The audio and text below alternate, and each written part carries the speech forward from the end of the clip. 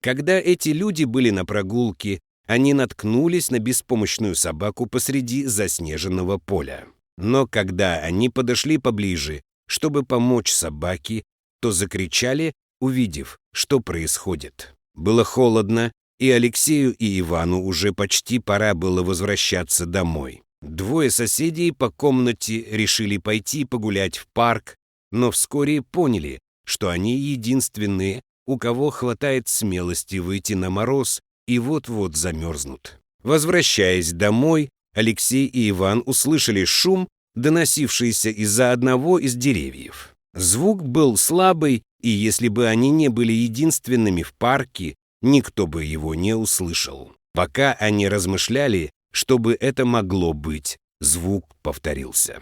Иван проводил большую часть своего свободного времени, работая волонтером в приютах для животных, и, хотя он не видел источника шума, он мог с уверенностью сказать, что он исходил от собаки. Но что собака делает на улице в такую погоду? Они подумали, что с его хозяином случилось что-то плохое, и он был выброшен на берег и брошен на произвол судьбы. Когда Иван и Алексей снова услышали звук, они медленно направились к дереву, решив не пугать его. Подойдя ближе, они заметили маленькую фигурку, свернувшуюся калачиком. Она сильно дрожала, и снег покрыл большую часть ее шерсти.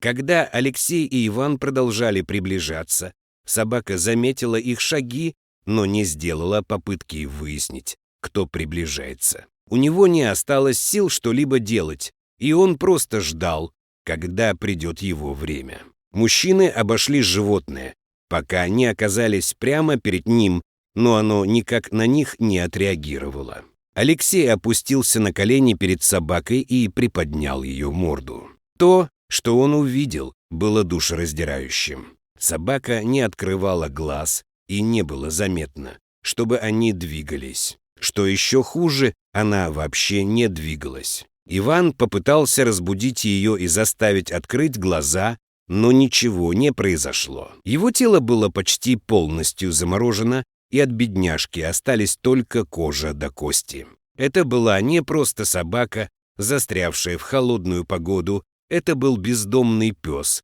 который, вероятно, страдал от зимней непогоды в течение нескольких дней. Хотя они не видели его раньше, они заметили маленькую фигурку прямо рядом с собакой. Он свернулся калачиком рядом с собакой, зарывшись мордочкой в ее шерсть. Алексей подошел ближе, чтобы перевернуть фигурку, и оба мужчины вскрикнули, когда увидели, что это было на самом деле. «Эй, ты в порядке?» — спросил Алексей, прикоснувшись к телу маленькой девочки, но ответа не получил. Алексей немедленно снял свой шарф, обернул его вокруг нее и бережно взял на руки. Иван сделал то же самое и взял собаку на руки. Она была тяжелой и все еще вялой. Тело девочки было ужасно холодным, она была без сознания и не обращала внимания на происходящее. На вид ей было не больше 10 лет. Алексей и Иван поинтересовались, могут ли они что-нибудь сделать, но ни один из них не был специалистом в области здравоохранения.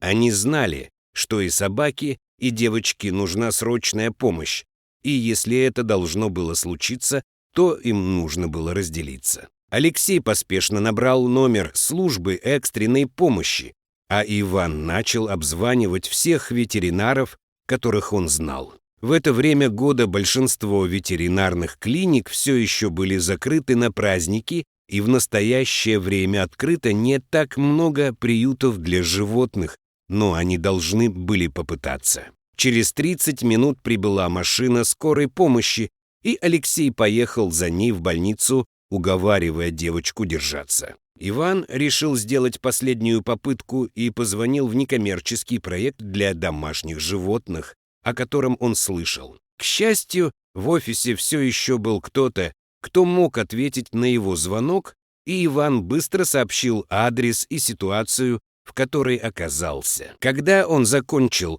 сотрудники поблагодарили его за то, что он вовремя нашел собаку, и спросили, сможет ли он приехать в приют. Когда он прибыл, ветеринар уже был готов оказать помощь собаке.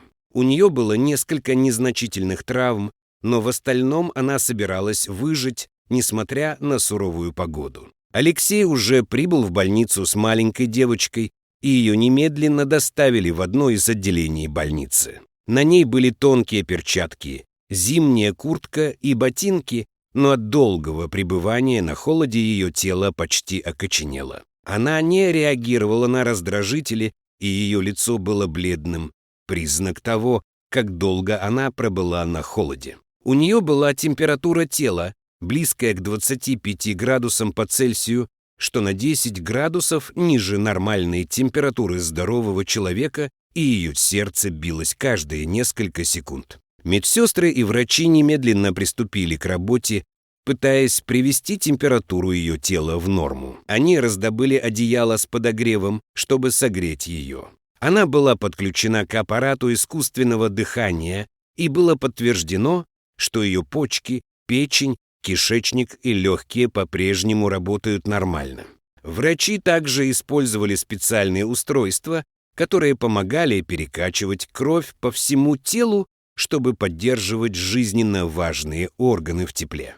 Медсестры сняли с нее одежду и заменили ее свежей теплой одеждой. Иван присоединился к Алексею, и они вдвоем остались, пытаясь узнать как можно больше, но персонал попросил их разойтись по домам. Поскольку она была несовершеннолетней, больница могла сообщить деликатную информацию о ее ситуации только ее родителям. Все, что мог сказать врач, это то, что она была вне опасности. Хотя впереди был долгий путь к выздоровлению, девочка собиралась выжить, несмотря ни на что. И все это благодаря храброй собаке, которая свернулась калачиком рядом с ней и согревала ее во время метели. Волна облегчения захлестнула Алексея и Ивана, когда они услышали эту новость. Они задались вопросом, как долго она была там и как именно это произошло.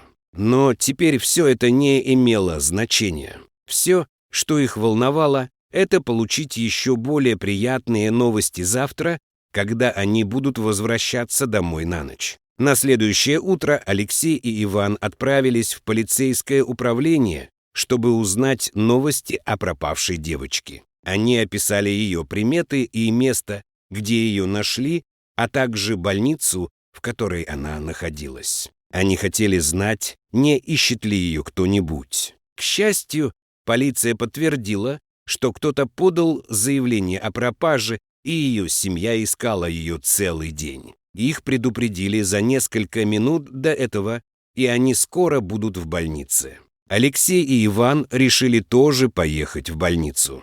Из-за состояния девочки врач остался на ночь, чтобы осмотреть ее и убедиться, что ничего не случилось. Но в течение ночи у девочки были множественные судороги, вызванные сильным переохлаждением, и справиться с этим было непросто. Но с наступлением утра худшее было позади. Несмотря на то, что она еще не открыла глаза, температура у нее была стабильной, и врачи ожидали, что к концу дня она будет готова разговаривать и даже отправиться домой. Но было еще кое-что, о чем доктор хотел сообщить Алексею и Ивану.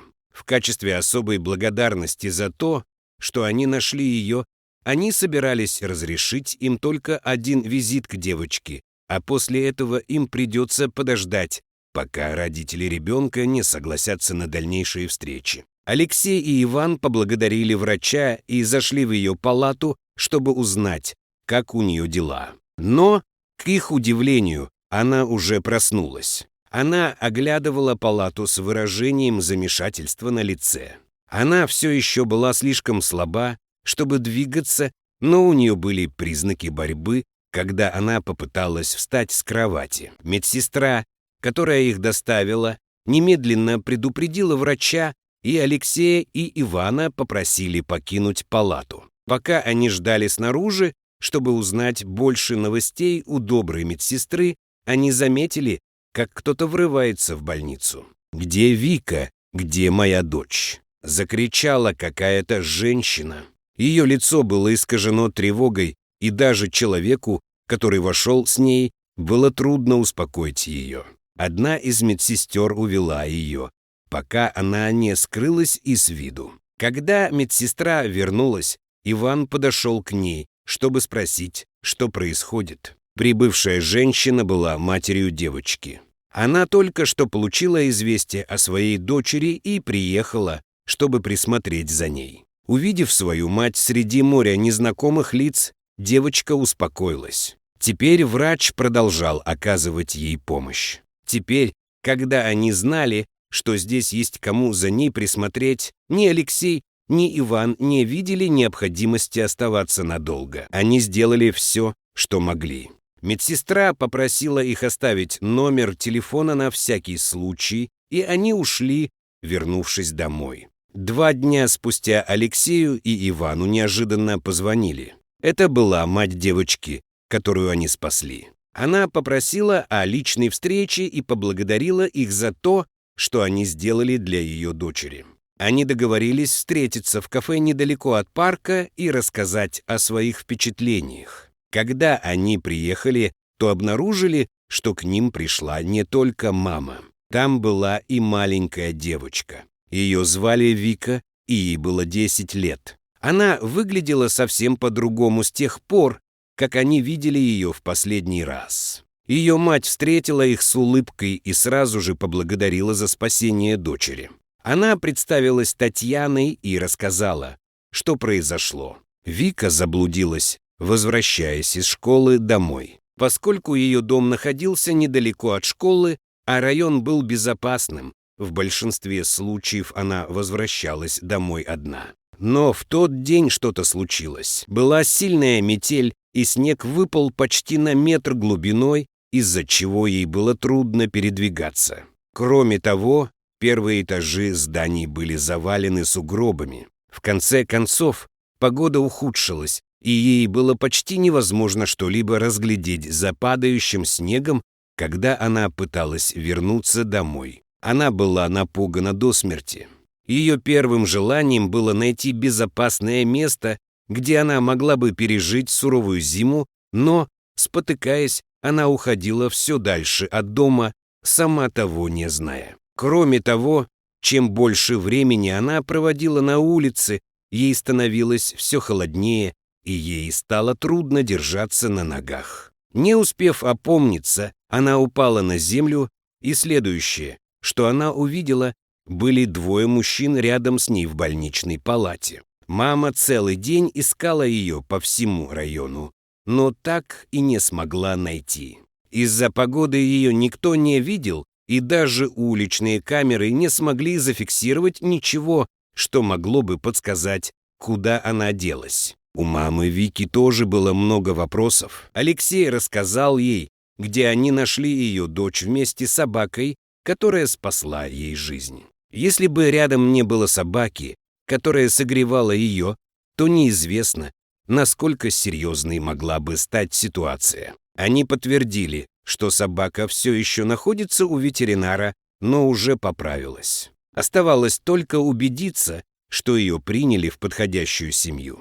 К счастью, Алексей и Иван рассказали ветеринару о случившемся, и он передал эту историю в приют для животных. Итак, после публикации информации о собаке и ее истории в социальных сетях в приют поступило множество запросов от людей, желающих ее усыновить. В приюте не смогли найти никаких указаний на то, откуда взялась собака, но они были почти уверены, что ее бросили. Собака была обучена и хорошо знала, как вести себя с людьми. Поэтому на этот раз они проявили особую осторожность, чтобы убедиться, что собака находится в подходящем окружении среди людей, которые никогда бы ее не бросили. Приют сузил список до 2 семей и вскоре начнет процесс усыновления. Но у мамы Вики было на уме кое-что еще, как раз в то время, когда приют рассматривал возможность усыновления.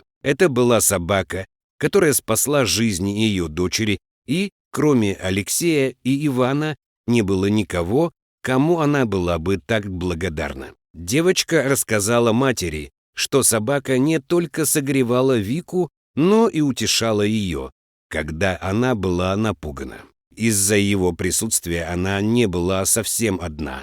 Когда она выходила из больницы, она спросила о собаке и попросила показать ее, если сможет. Хотя они знали, что в приюте о них позаботиться должным образом во время процесса усыновления, всегда оставалась неопределенность в отношении того, как будут обращаться с собакой. И меньше всего им хотелось, чтобы собака снова оказалась на улице беспомощной. Поэтому они надеялись, что смогут сами усыновить щенка. Это должно было стать их первым домашним животным, но лучшего выбора и быть не могло. В чем Вика и ее мама были уверены, так это в том, что они обе любили собаку и сделают все, чтобы обеспечить ей условия, необходимые для процветания. Иван дал им контакт с приютом. Они обратились к ним, и приют с радостью воспринял эту новость и принял их предложение усыновить собаку. Процесс усыновления занял несколько недель,